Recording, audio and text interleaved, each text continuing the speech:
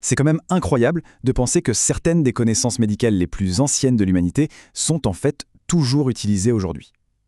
On va justement explorer ensemble ce lien vraiment fascinant entre les plantes, la nourriture et la médecine, en plongeant dans le savoir traditionnel exceptionnel de l'île de Mayotte. Et pour bien commencer, rien de tel que cette sagesse de l'Égypte antique. Elle nous rappelle quelque chose d'essentiel pour notre sujet.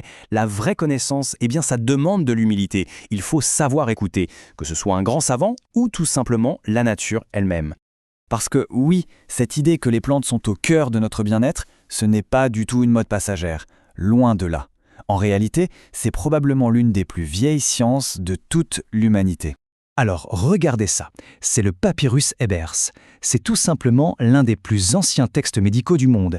Et ce qui est absolument fou, c'est que ce document, qui a plus de 3500 ans, il décrit déjà des remèdes à base de plantes, que l'on utilise encore aujourd'hui. C'est juste incroyable. Et à l'intérieur, on trouve quoi? Par exemple, le moringa. On va en reparler beaucoup du moringa.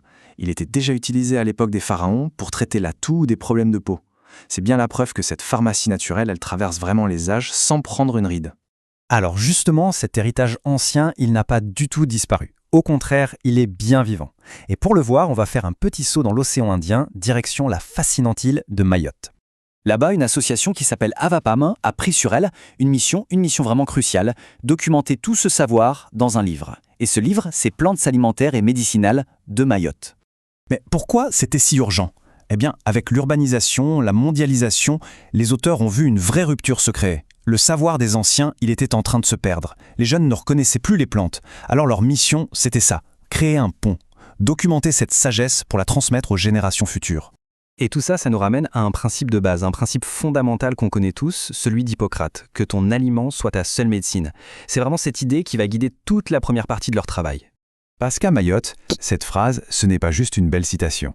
C'est une réalité de tous les jours. On va voir comment des plantes qui finissent dans l'assiette sont en même temps de vrais remèdes. Et s'il y a un exemple à retenir du livre, c'est celui-là.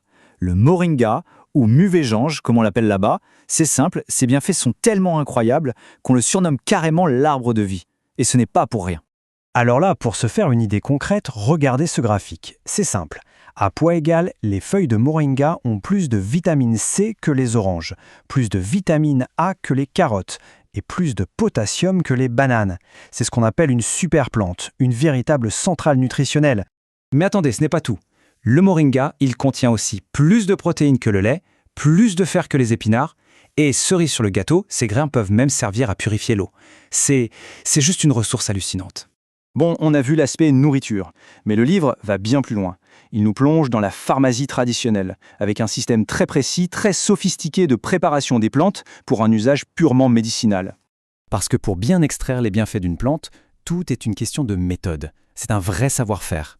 Selon qu'on a affaire aux feuilles, qui sont fragiles, ou à des racines qui sont dures, les tradipraticiens mahorais ne vont pas faire la même chose. Ils vont choisir entre la décoction, l'infusion ou la macération. L'objectif, c'est toujours le même, libérer les principes actifs sans jamais les abîmer. Et cette expertise, ce savoir-faire, ce n'est pas juste un détail, c'est absolument crucial. Pourquoi ? Parce que certaines plantes ont un double visage. Prenons l'exemple du bilinbitsi, qu'on appelle aussi la liane réglisse. D'un côté, c'est une plante médicinale géniale. Traditionnellement, on fait une décoction de ses feuilles et de ses tiges pour soigner la toux sèche, la fièvre, et d'ailleurs, la science moderne a confirmé que la plante a bien des propriétés anti-inflammatoires et antimicrobiennes. Mais voilà l'autre visage. C'est là que le savoir traditionnel prend tout son sens et devient littéralement vital. Parce que si les feuilles soignent, les graines de cette même plante, elles, contiennent un poison extrêmement violent. Une seule erreur de préparation, une confusion, et ça peut être fatal. Ça montre à quel point ce savoir est précieux. Tout ça, ça nous amène forcément à la question que les auteurs se posent eux-mêmes, au final, à quoi ça peut servir un livre comme ça, aujourd'hui, dans notre monde moderne ? Eh bien la réponse, c'est que c'est bien plus qu'un simple livre. Il s'agit de préserver un héritage qui est vivant, un héritage vital. Et pas seulement pour des raisons culturelles, non, c'est important pour l'écologie, pour l'éducation, et bien sûr, pour la santé. D'ailleurs, ce type de travail, ça a un nom. Ça s'appelle l'ethnobotanique. C'est une science fascinante qui étudie justement le lien entre un peuple et les plantes. Ça mélange le travail de terrain, les interviews avec les anciens, les observations et les analyses scientifiques en laboratoire. C'est exactement ce qu'a fait l'association Avapam. Et attention, il ne faut surtout pas croire que c'est juste une histoire de tradition passée. Ça a des implications très, très concrètes aujourd'hui. Tenez, ce chiffre est parlant, 25%. Un quart de tous les médicaments qu'on trouve dans nos pharmacies contiennent des substances qui viennent des plantes. Et comment on les a découvertes, ces plantes? Eh bien, très souvent, grâce à ces savoirs traditionnels. On termine donc avec cette réflexion du scientifique Stefano Mancuso qui résume tout parfaitement. Quand il est question de robustesse et d'innovation, rien n'égale les plantes. Finalement, ça nous rappelle qu'en matière de force, d'ingéniosité, on a encore énormément de choses à apprendre du monde végétal.